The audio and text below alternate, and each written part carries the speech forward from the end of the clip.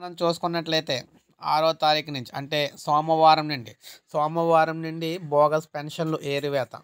ఆంధ్రప్రదేశ్‌లో బోగస్ పెన్షన్లు ఏరివేత అయితే మొదలయ్యింది.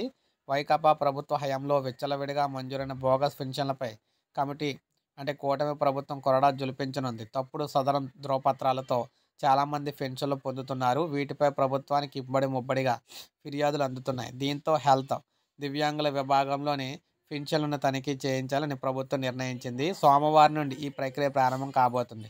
మంచానికే పరిమితమైన నెలకు 15,000 చొప్పున పింఛను తీసుకుంటున్న వారు రాష్ట్రంలో 24,091 మంది ఉన్నారు. దివ్యాంగుల విభాగంలో నెలకు 6,000 చొప్పున పొందుతున్న వారు 8,18,000 మంది ఉన్నారు.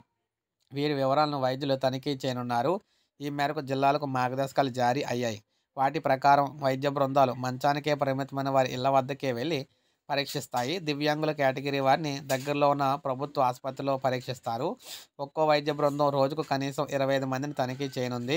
పింఛనుదారులు హాజరు కాకపోయినా వైద్య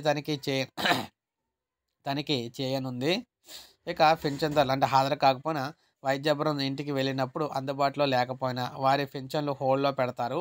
తనిఖీలు పూర్తయిన తర్వాత వాటిలో మళ్ళీ 5% లబ్ధిదారుల వివరాలను ర్యాండమ్‌గా పరిశీలిస్తారు.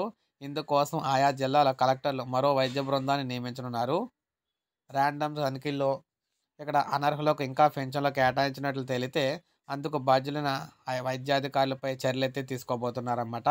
సో ఏది ఏమైనా మొత్తంగా భారీగా పెన్షన్లు అయితే కోతకు గురి కాబోతున్నాయి సోమవారం నుంచి. సో ఇది మనకు అప్డేట్. ఒక లైక్ చేయండి, సబ్స్క్రైబ్ చేసుకోండి. మన ఛానల్ సబ్స్క్రైబ్